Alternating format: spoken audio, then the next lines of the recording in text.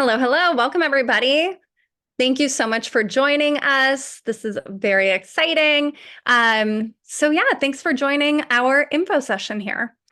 We'll start with some introductions. My name is Jenna. I'll be your lead trainer, kind of overseeing the 8-week program and guiding you along. And then I'll let Andrea introduce herself. Hello, welcome. Thanks for being here, everybody who's here live and everyone who's watching the replay.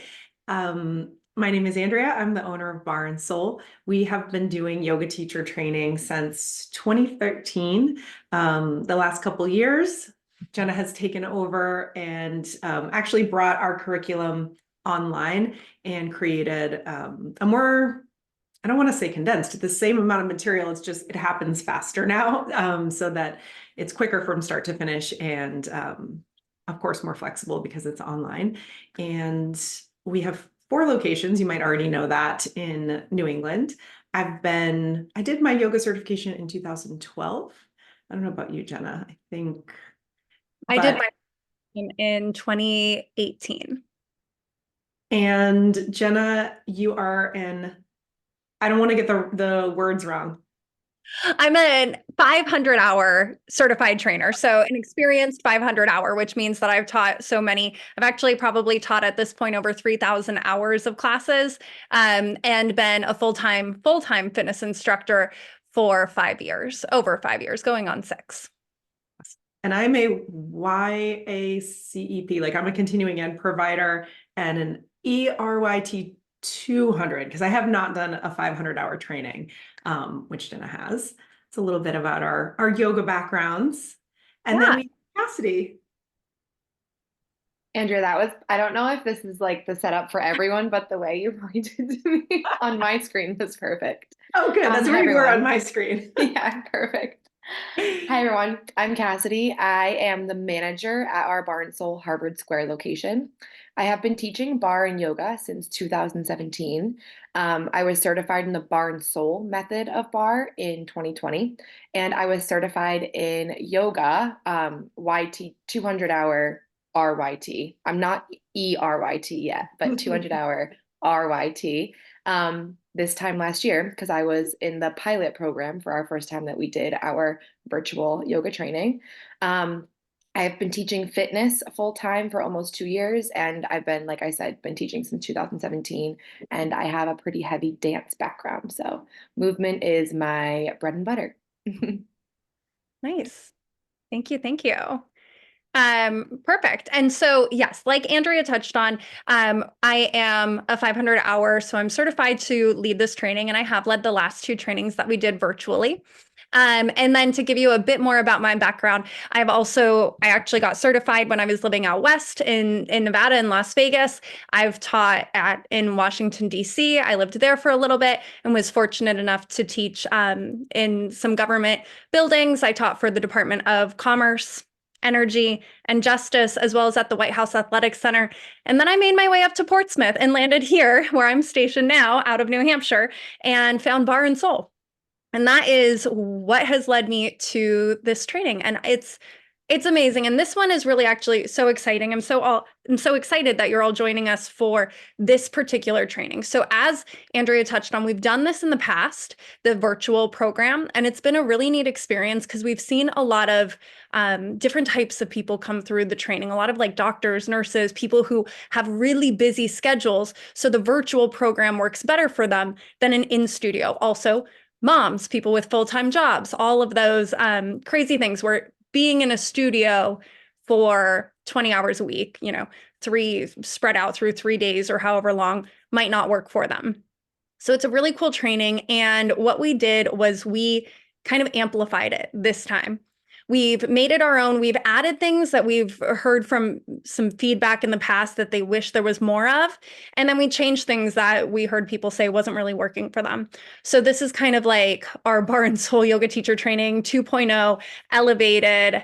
Everything's amazing about it. I'm so excited. So let's dive in. I'm going to take you to our website, and we're just going to look at that for a second, so you don't have to stare at my face the whole time. All right. So this training is from February 2nd to March 28th. So it's 8 weeks, 2 months. In the course of 2 months, you can come out and be a certified yoga teacher trainer ready to start teaching, which is very exciting. We also have an optional 1-day intensive.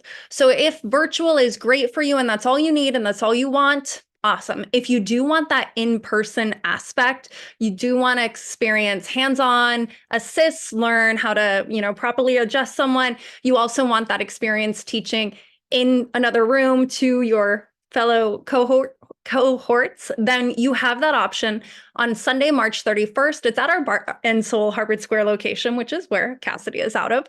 And it is, again, optional, but I highly recommend it. We close out the day with a beautiful little graduation ceremony. So it's a great way to close out the entire program. Even if you can't attend that, though, as long as you complete the program, you'll still receive your certification. It's not mandatory at all. Nice. And so I'm going to keep going, but Andrea has posted in the chat. So take a moment to look at that and feel free to respond while I just move through this website. So what our program consists of, we have weekly calls, and these are a requirement to meet that Yoga Alliance standard. So this is a Yoga Alliance accredited program. When you reach out to a yoga studio, a local yoga studio, or us to teach, we do require that Yoga Alliance certification. And so in order to meet their standards, we have to meet together virtually but live so many hours throughout the training. So we have these 3-hour training calls every Sunday, and that's a time to go over what you're learning that week. It's a time to break down the poses more if you have questions. It's a time to practice teach. So we all practice teach on Zoom. And then we also dive into a little bit of philosophy discussion, and we'll talk about the books that we're reading. I'll list office hours throughout the program. So if you want a little more attention to your personal practice, then you can absolutely just pop in during those office hours and say like, hey, how is my posture in this pose? Am I doing it right? I see people do it like this. What's right? What's wrong? In yoga, there's really no what's right, what's wrong, but it's reassuring to have conversations about why people might look different than you look. And then we have our full yoga online curriculum. We recorded all of the poses. You'll go over 60 poses. We also recorded lecture videos on a variety of topics. So you'll find that throughout the program as you move week to week. Every week we'll start with a lecture, go through different yoga poses, and then you'll practice sequencing them. You'll practice creating your own 1-hour-long class. And each week closes out with an anatomy quiz and a philosophy quiz to keep everything fresh in the mind. With learning the poses and those sequencing aspects of the course, you get direct feedback on your cueing, on your, word choice, on if you have those crutch words, which we all do. So that is just an ongoing life goal to work on overcoming. As soon as you get over one crutch word, you fixate on another. So it's just that opportunity for that direct feedback, which in a lot of in-person group trainings, you don't quite get. My 200-hour was a live in-person training, and there was no way that the lead instructor could take the time to go to each one of us, watch us, give us that direct feedback for every pose, for every sequence throughout the whole course. So with that personal feedback, you see direct growth right away. From week 1, you get feedback, you apply it in week 2. By week 4, halfway through, you are almost already an entirely different instructor from that first week. There are some online activities and assessments. It is your assignments. We do have assignments, and that is how you stay on track throughout this program. I know a lot of people are a little nervous about investing in an online program because we've all bought things online and never used them. So this, with our assignments and with our weekly meetings, it keeps you on track and it keeps you accountable. So with your online homework assignments, we have due dates throughout the week. And with those due dates, they are not a hard due date, they're highly, highly recommended. And I tried to make them as manageable as possible based on feedback from past programs. You know, it used to be like a Saturday night due date. Now it's Sunday morning. So you can either get it done Saturday if you have the time, or if you kind of run over, you didn't quite get the assignment submitted, you have Sunday morning to also get it in. So we are really trying to work with you on it. And if you ever do get behind, we have the office hours for you to kind of have that conversation. We can work out a new plan for you to get back on track. And then we have the graduation ceremony at the end of the program. So yes, you can absolutely learn how to teach yoga online. We've run multiple programs. We've hired people from the program, not just Cassidy, but we do have many, many others that we have hired. And she has even hired some people who went through a separate program from her. So she's seeing them fill the classes at her studio and really grow the studio. So I'm going to stop this share. And basically, I think I went over pretty much everything in the program. So what I'm going to do next is bounce it over to Cassidy to talk about her experience as a student while working a full-time job and all of that fun stuff. So Cassidy, take it over. Awesome. Thank you, Jenna. So, as I mentioned, my full-time job is teaching barre at Barre and Soul and managing the studio. At the time, I was actually managing two studios. I was managing both Melrose and Harvard Square. So I was doing a lot of driving and a lot of teaching. I was teaching 12 to 15 classes a week. And then on top of that, doing the administrative work that is involved with managing the studios. My hours as a manager are also a little bit on the unconventional side. I could work mornings, I could work evenings, I could work weekends. It's not always Monday through Friday. Sometimes there's weekends, like back-to-back days, sometimes there's one day. So this program allowed me the ability to go through a YTT while having those unconventional and unpredictable hours. I think at the time last year we were taking 4 classes per week, when then that was part of our study. And then I was doing about 20 hours of work per week between our assignments that were due. In my cohort, they were due on Tuesday, Thursday, and Saturday. And I think they're due on Monday, Wednesday, Sunday, or whatever. I think it's a little different for y'all. But you all also have 8 weeks. And I had 7. So with that said, my 20 hours a week might be a little bit less for you all because you have 1 extra week to get all the work done. Another part of it was that I got to do the work when I had time to. A lot of in-person, I love the idea of an in-person YTT. But a lot of it, and many involve either going to a location for an intensive, and that involves taking time off of work, leaving loved ones. And that is not always accessible and possible for a lot of people. And many other YTTs involve back to back to back to back weekend long intensives. So you're going into the studio Friday through Sunday for X amount of hours for X amount of months. And again, with my job as a fitness instructor, that just wasn't possible.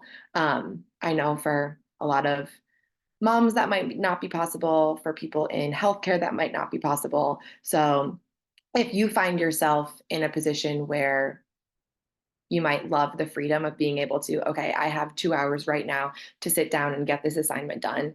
And then you also have the freedom to take classes when you are able to, instead of having that constricted, okay, we're going in on a weekend and we're doing the work now in one place, if that makes sense.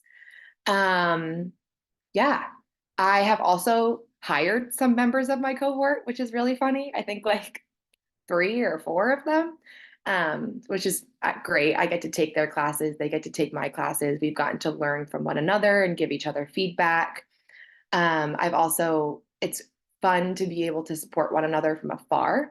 I had some people in my cohort who live states away from me, and being able to show love on our Instagram. I don't know if they're going to be they're not doing that this time around. So we had to create Instagram profiles, and we had to comment on each other's. It was work, but it was fun to be each other's cheerleaders. And again, when you're another draw for people who want to go in person for a YTT is that Kula, which is like your little yoga family. But we got a Kula, and I get to now see my Kula in the studio that I manage and in studios in Portsmouth and in Melrose. So the Kula is still there. I think that's all I have. Do you have any questions for me, Jenna, or anything else you'd like me to touch on? Well, Cassidy, I'd love to touch on what you just said there about the family aspect of it, or like the community aspect of it. Even though it's a virtual training, because you have these weekly meetings, you are assigned a group together. And in that group, there's, a text group, there's the email group, there's the weekly meetings. And as you go through and practice teach, you have one another to bounce ideas off of, to start those discussions with. And then when it comes to leading your final class, you can all show up for it. It will be led virtually, but everybody can show up to support. So I would say, and Cassidy, you can, maybe elaborate on this, even though it's virtual, you're not alone at all. There's no. Yeah, you feel the community, even though it's from afar. Yeah. And there are still members of my cohort that I've not met in person, but I feel like I know because we grew together in our yoga teacher training. Nice. Yeah. And so I do see a question, when will the next online training start? So there's one starting in February. So February 2nd, and that's the 8-week program. And we typically do 2 a year. We find winter is obviously a great time because not much is happening. And then last time we did one in summer, which we found was maybe not the best time. It was a lot going on, a lot of schedules to work with. So I think we might do one in fall this year. But yeah, let's see here. I can pull up my the registration information. And while I'm getting that pulled up, if anybody has any questions for Cassidy or for me, please feel free to share. Otherwise, give me just one moment.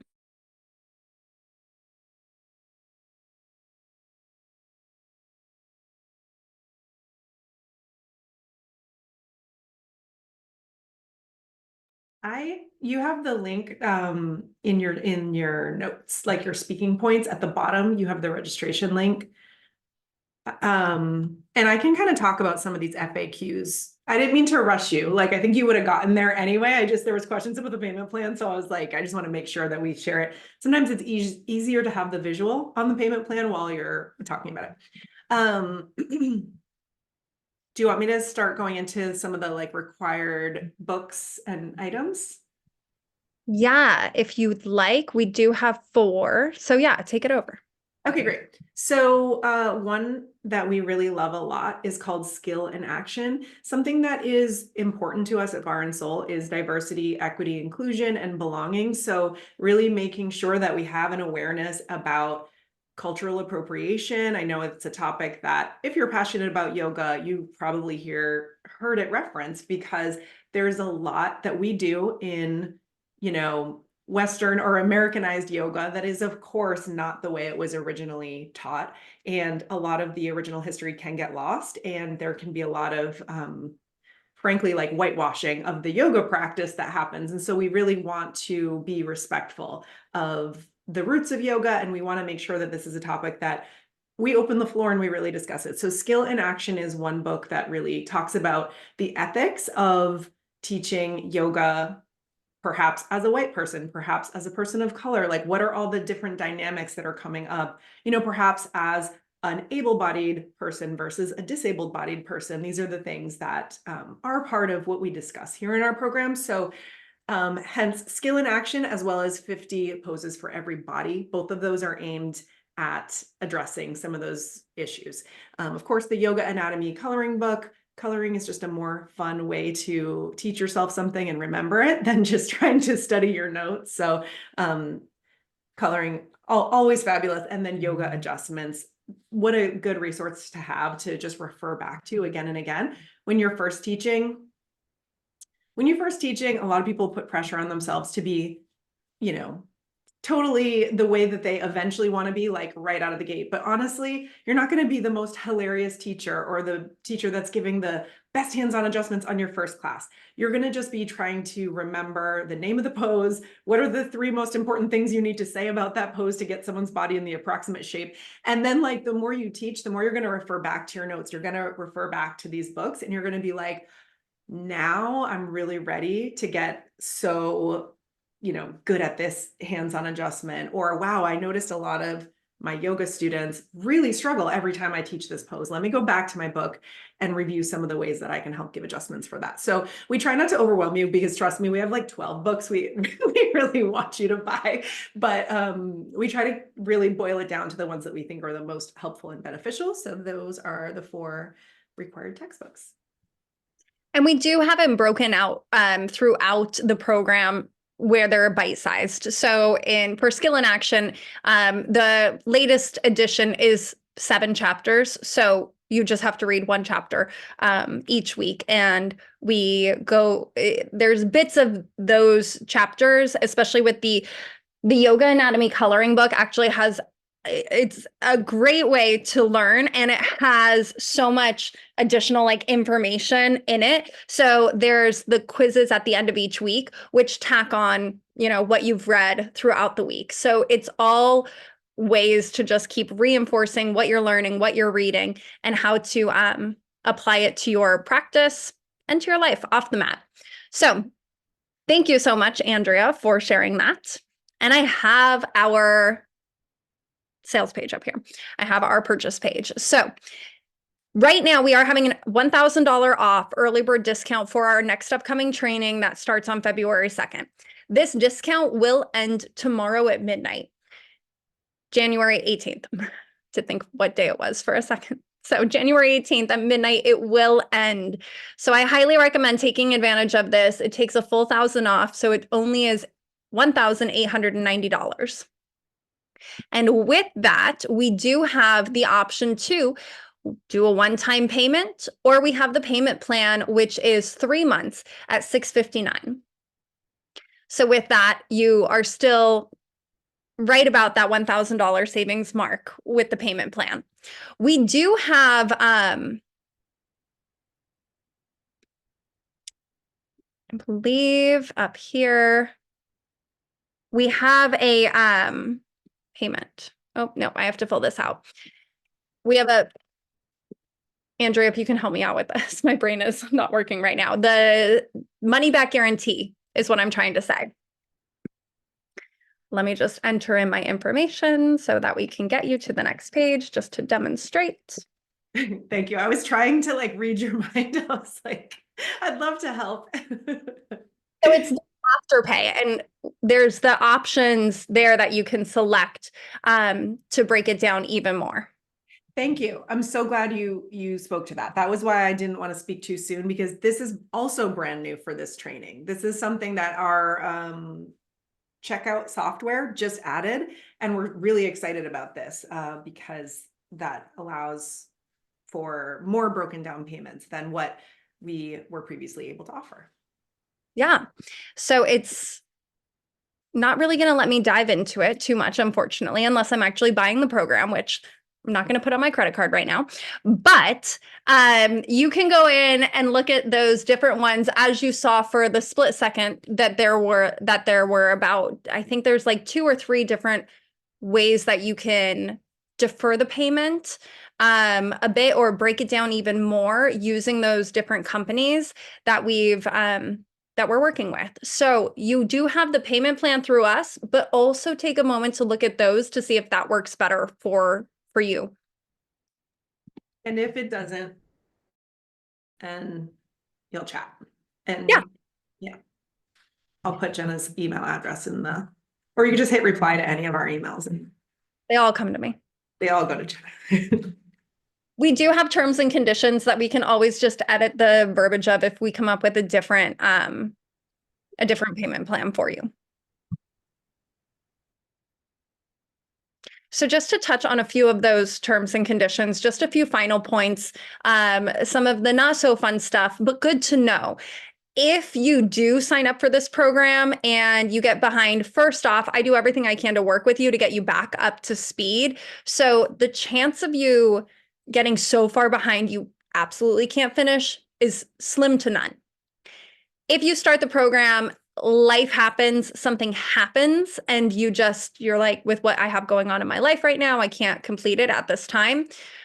You can defer. There is a fee for it, but we do offer you that option. So it's not like you're completely out all of your money. So just know that there, with a fee, you can skip ahead to the next time we run the program if it isn't working for you to finish right now.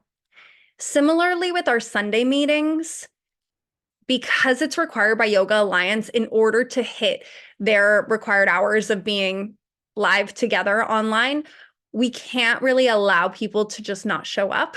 And unfortunately, one of the best ways to make sure people don't show up is charge them if they don't show up. So because again, we understand life happens. The first, if you have to miss a Sunday because you already had an appointment made or you have some plans or, you're really sick that day, we always waive the fee for the first one.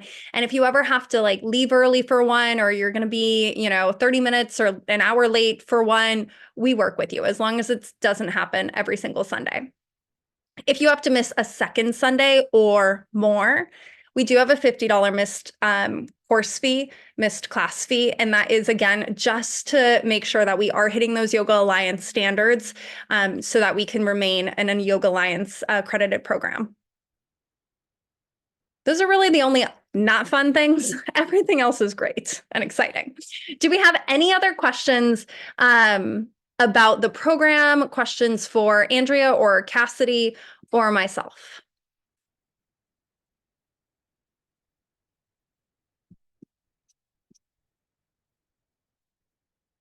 I think I was like multitasking, but you answered about when the next one will be offered, right?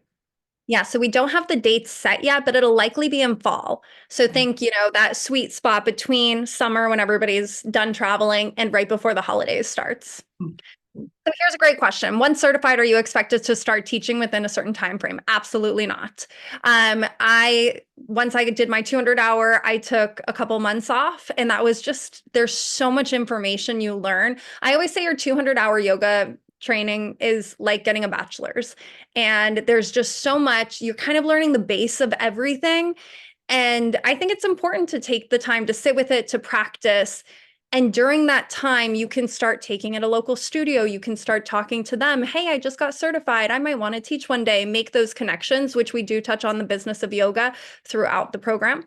But you don't have to start teaching within a certain time frame.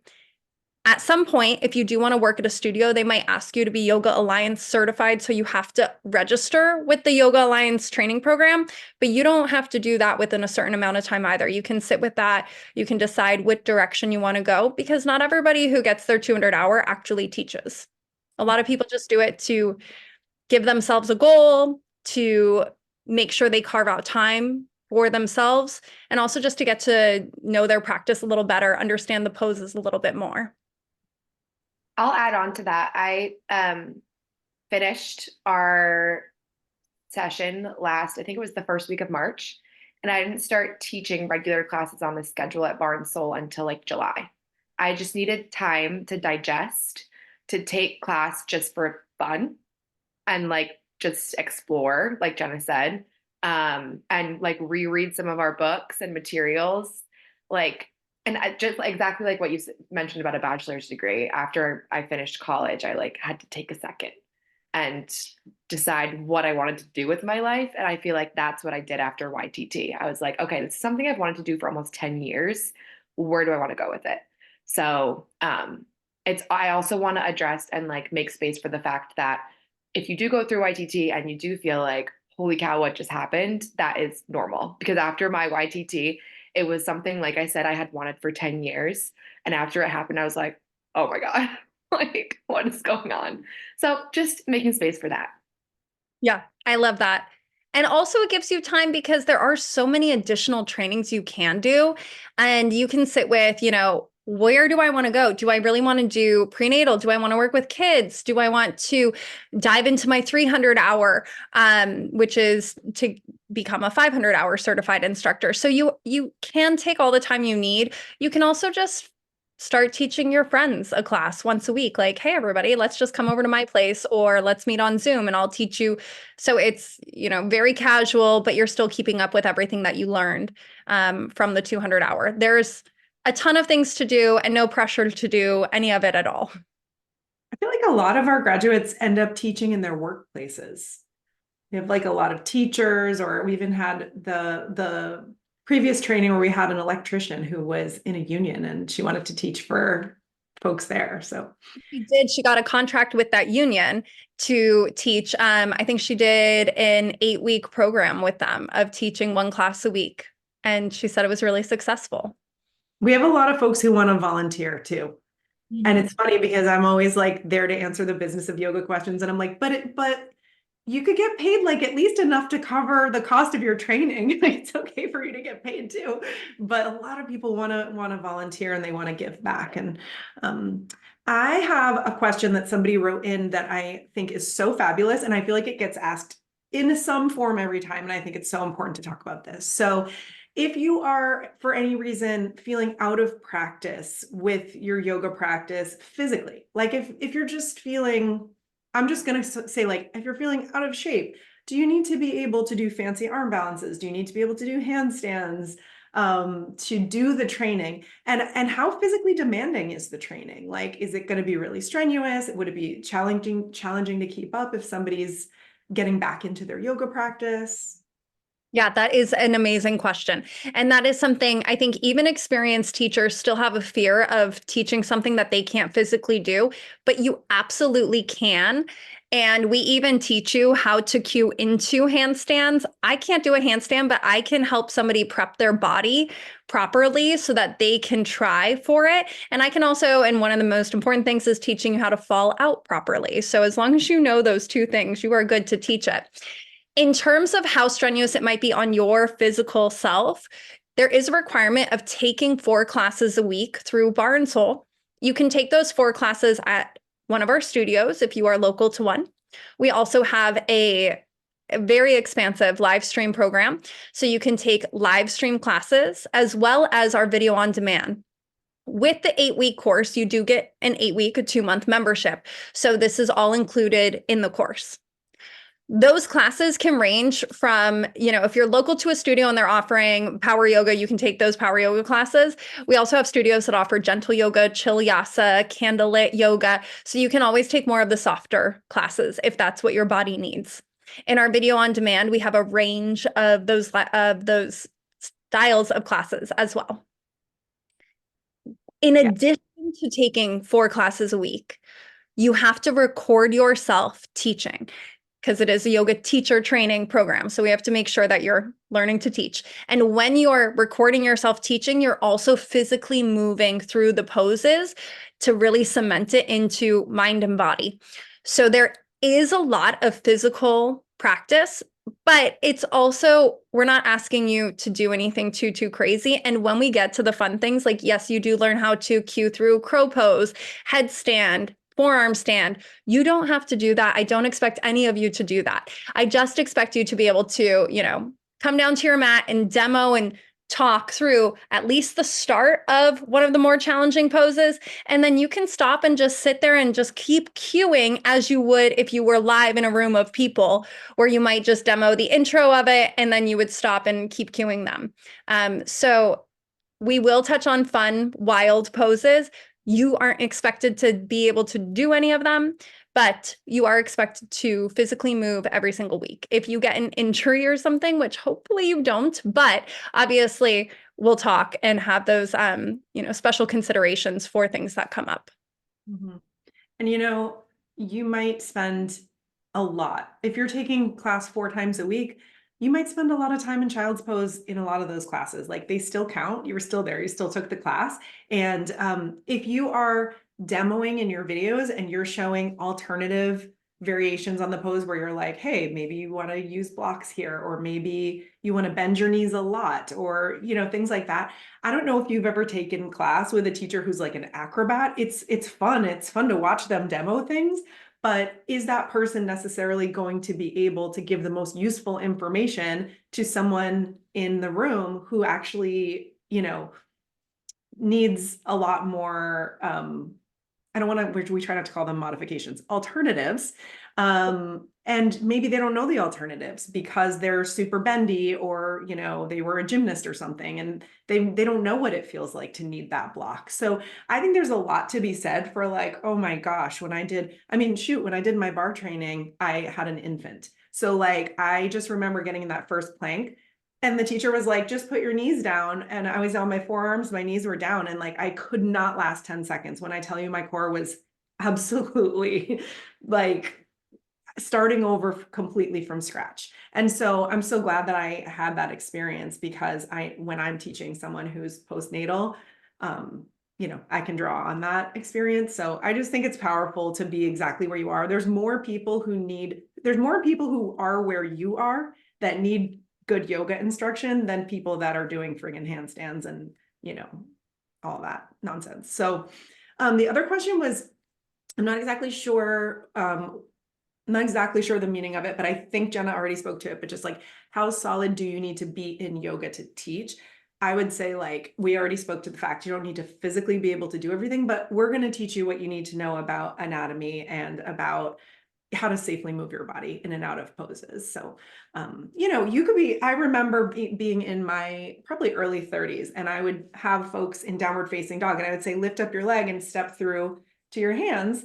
And depending on the community you're teaching in and the time of day, it could be that like 9 out of 10 people in that room need to like pick up their foot once it reaches the mat and put it between their hands, So I had to learn to start to like add those cues in to make sure that it was really inclusive and accessible for everybody who was there. So another follow-up question is, what are the times on Sunday that the meetings run? Oh, that's a great question. Yes. So that's a conversation with everybody who signs up. So with everybody who signs up, I don't just blind assign you to a time frame. I ask you, is earlier in the day or later in the day better for you? In the past, we've done 12 to 3 and 4 to 7.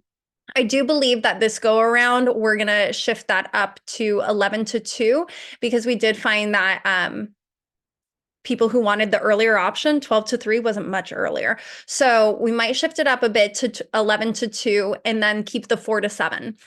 Interestingly enough, in the last 2 cohorts that we have done, they have been drastically different. So it's really interesting to see what works best with people's schedules. And that's why we like to give options, because everybody's so different. And depending on what you have going on in your life at this point over the next few weeks, the earlier might not work, or the earlier might be the only one that works. So we'll have those conversations prior to getting going, but it will be around those timeframes, 11 to 2 and then 4 to 7. So a little earlier in the day, a little later in the day. And again, those are your like families for the time that we are going through this. So it's not an option for you to just bounce back and forth.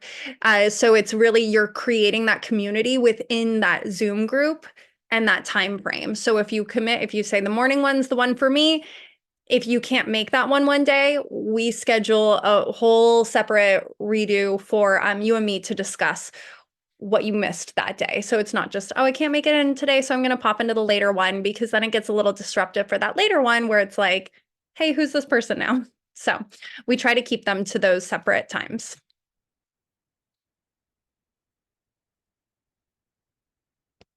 That was a great question, though.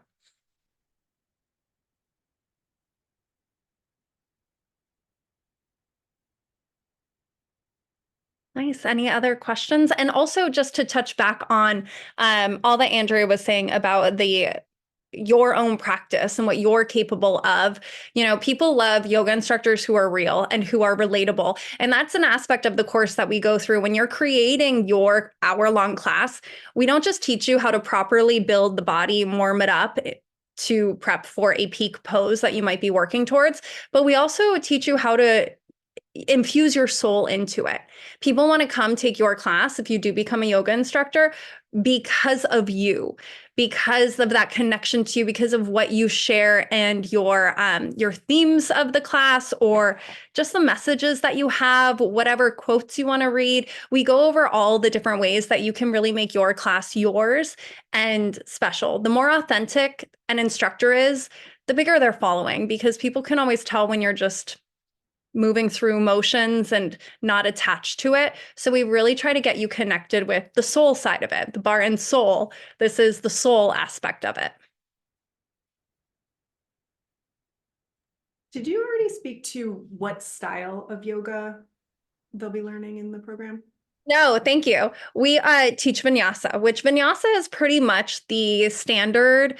It's has the sun salutations in it, the warrior two poses. It's more of a flowing sequence. So a lot of people can connect well with it because of the flowing, the breath to movement. It gets a bit meditative. And it really is probably one of the most common styles right now. We talk about where it stems from. We go through the history of yoga. So you will learn the background of it. And then you'll come out with an understanding of how to build a vinyasa class and what that encompasses. Now, once you come out of the program, if you're like, oh, I love vinyasa, but I'm more into restorative, then that's again thinking back on how this is like your bachelor's. You're getting your basic, your 200-hour level, and then they have those, restorative certifications you can do, your prenatal certification, all sorts of different additional certifications that work on top of your 200-hour. And within our studios, vinyasa really is the baseline. Even our candlelit yoga classes, which incorporate restorative postures in the end, it's still that vinyasa base of a class. I think that's the right link. I just put the link to register in the chat. Yes, and just a reminder that early bird discount goes through end of day tomorrow. And for those watching the replay, tomorrow is the 18th. What day of the week is it? It's Wednesday. So Thursday the 18th. Is it like at midnight that the price changes? The whole day, the full Thursday to decide, but decide by midnight. You can decide after that. It just won't be the same discount. So if you know you're going to sign up, how good will it feel to just commit and then go tell your friends? We'll celebrate. Save $1,000.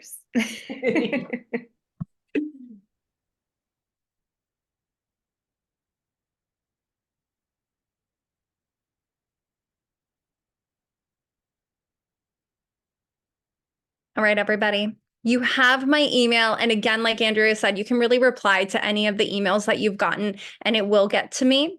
It's just teach@barsoulacademy.com. If you have any other questions about the program, I will say yoga teacher training is really life-changing. It's a time for you to really go inward, for you to challenge yourself, to step up to the challenge, to overcome, a lot of nerves. It's very, I think, is public speaking still one of like the most feared things to do? So you get to overcome so much throughout this training. What happens after graduation, once you get that certificate in hand, there's no pressure in any direction, but we are always here for you, especially if you are local to a Barre and Soul studio. We've worked with our graduates to feel more ready to step into a studio and teach. We offer mentorship programs, community classes, things like that. So, and I've definitely carried on conversations as well with graduates who aren't in the area, but, just want to ask, how do I start? Where do I go? What do I do now that I actually am here? So we don't just disappear once the course ends. And I do see a question that popped up. What equipment do I need to have at home? That's a great question. All you really need is a yoga mat. And honestly, you don't even really need a yoga mat. You just need space at your home. You just need space. You do need to be able to record yourself teaching. Most people do this on their phones or computers. A lot of people will use Zoom and just use Zoom to record themselves. You can also just use, if you have the storage on your phone, just do that. And actually, Cassidy, if you want to talk to how you recorded yourself, that might be actually really valuable for people to hear since it is at home. And if you popped in late, you might have missed. Some of the assignments do include you recording yourself teaching and flowing through sequences. Yeah, so I recorded, I have the liberty of recording in the studio as well, but most of my content was recorded in my apartment, which was not huge. And I did it on, I have a Mac, so I did it on Photo Booth, and then I exported the video to Google Drive. Make sure when you're recording, your laptop is plugged in because it does drain the battery juice to be, because towards the end of your training, you'll be recording longer videos. So make sure it's plugged in and make sure you have enough storage initially on your computer. And then just be patient when you're downloading to the drive because it does take a little while. But I think all of that information Jenna will go through in like the first week to make sure everyone's uploading correctly. But yeah, does that answer your question, Jenna? Yeah, totally. That was perfect. And I will say too, when I went through my 300-hour training, I had to submit 21-hour classes as my practicum. And so I had to buy storage. So I just caved and bought storage. And so now I have an amazing amount, a wealth of storage on my Google Drive. But if you are somebody who already, for some reason, has a ton of stuff, you might need to do that as well. It is not too bad. I think it's like $9 a month for the storage, and you can always cancel that out whenever you're done. But I don't think we've had anybody need to do that because we don't require 20 hours or 20 classes of 1-hour videos. So you can delete the videos as you go through if you like. But yeah, so basically all you need at home, space to record, to get your body fully in view of the shot. You need something to record on, and the books that you'll purchase once you sign up, and I send you the links.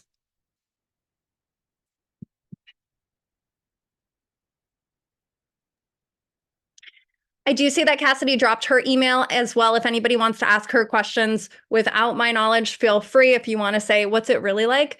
It's hsq@barresoul.com. HSQ does stand for Harvard Square, which is where Cassidy teaches and works and is the studio manager. But yeah, please reach out to any of us with any questions. You can find us here. You can find us on social. And again, that discount ends tomorrow at midnight, the 18th at midnight. So if you are like even just 85% sure, it's worth it because I mean, I loved it. I don't know a single person who went through their yoga teacher training and regretted it. So you don't leave yoga teacher training the same as you went in, whether you plan to go on to offer classes or not. It is a journey that you'll grow from regardless, and you will have a community, a yoga community by the end of your time together. Thank you, Jenna.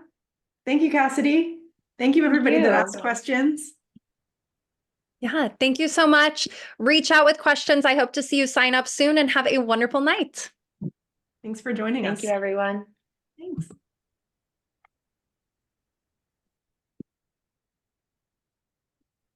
Bye.